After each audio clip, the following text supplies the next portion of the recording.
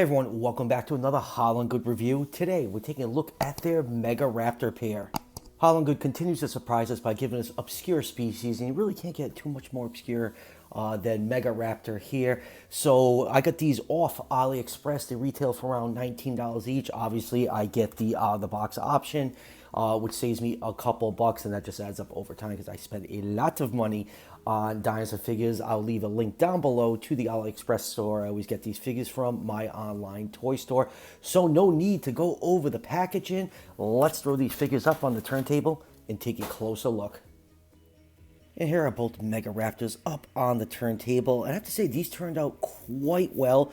Haolonggood is getting a little bit better with the articulated jaw, with the lip look. Now, Megaraptor is a really interesting theropod. When it was first discovered, the large hand claw was thought to be the toe claw of a very large dromaeosaur. Turned out that they were an entirely new species of theropod, Megaraptorians.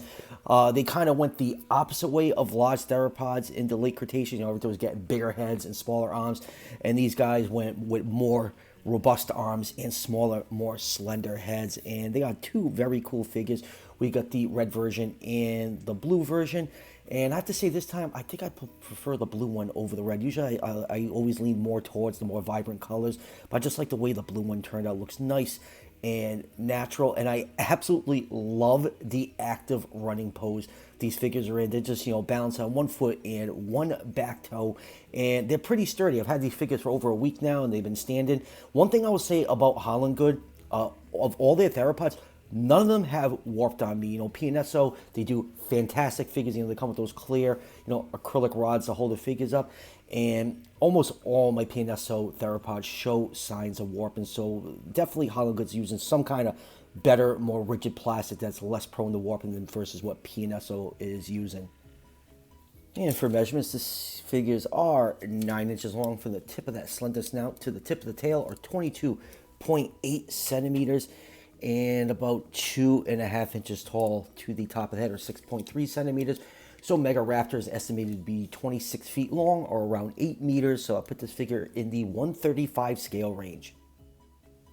Now let's zoom and take a look at some of the finer details on this figure, and we'll start with my favorite, the blue variant. Let's get the camera to focus in on that very slendered head. You can see the mouth can close completely flush with that nice lip look, and it can open up about that far, and you can see inside.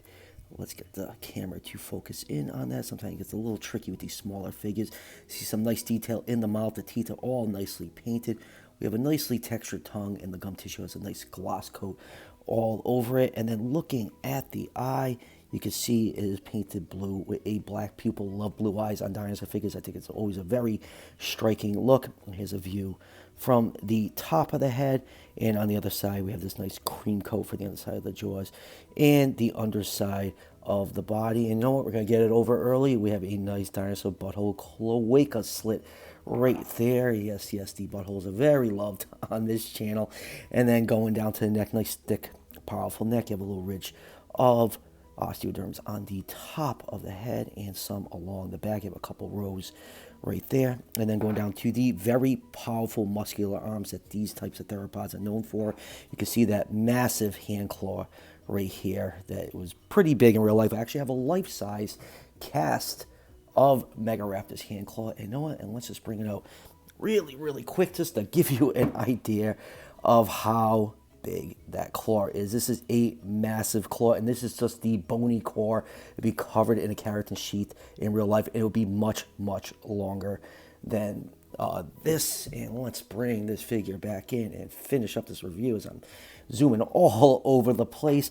Going down to the body, it has this nice bluish tone to it. There's some black markings highlighted by almost like looks like a bluish white. Actually, it's white along those markings. Very natural looking. And then going down to the legs, absolutely love the pose that it is in. This nice running look. It has very, very good balance. And everything just balances on this back toe right here. And this front feet, you can see it has some really nice scale detail. You get some osteoderms peppered throughout the torso. And then going down to the tail, we have a nice thick tail base. And it goes all the way down. We have a couple, 3 white stripes on the tip of the tail and some black. One other thing I noticed on one of the Dilophosaur figures too, you have a little bit of flash right here That's just leftover plastic. I was taking on the mold, and that should be trimmed off. It's really not that big of a deal, but it's the second figure I've noticed that on, so maybe they have to get some of their quality control looked at a little bit better. But yeah, really delightful figure, and I'm quite happy to add an obscure theropod like this to my collection. And next up, let's take a look at the red variant. It has the same blue eyes as the other one with the black pupil.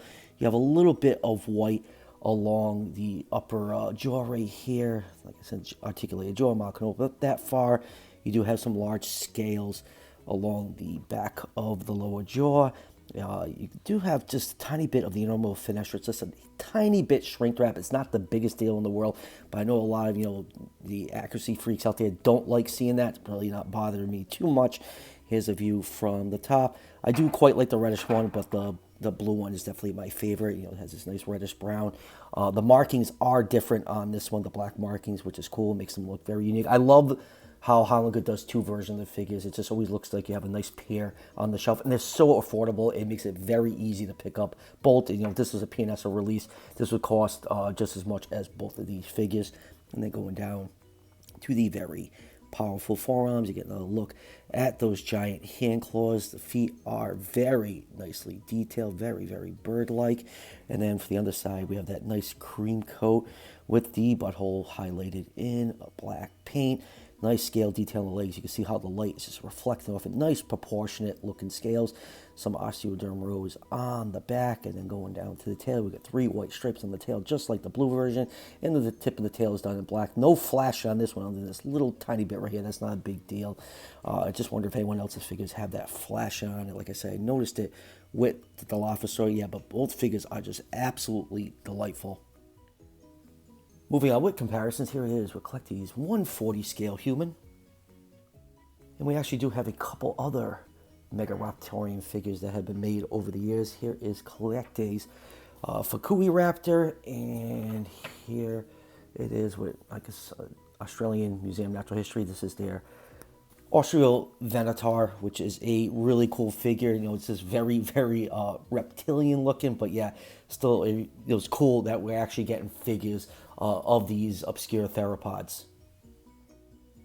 And next up, here it is with the rest of Haolonggood's theropods. They've been, kind of hit or miss with their theropods. They're good figures, but they just really haven't reached that PNSO quality yet. The Megaraptors, looking at everything right here, are definitely the best of the bunch so far. We also get another theropod from them. They just announced a Baryonyx, and I'm really on the fence for that one. I'm happy to get another Baryonyx figure. Safaris is absolutely excellent. It's just Haolonggood looks very Jurassic Worldy, and I'm really on the fence about picking it up. But we have their Displetosaurus, their Carnotaurus, Allosaurus, and Dilophosaurus. These two have lips. These 3 do not, and there's been reasons for it. But it looks like Haolonggood is, going with the lip look going forward.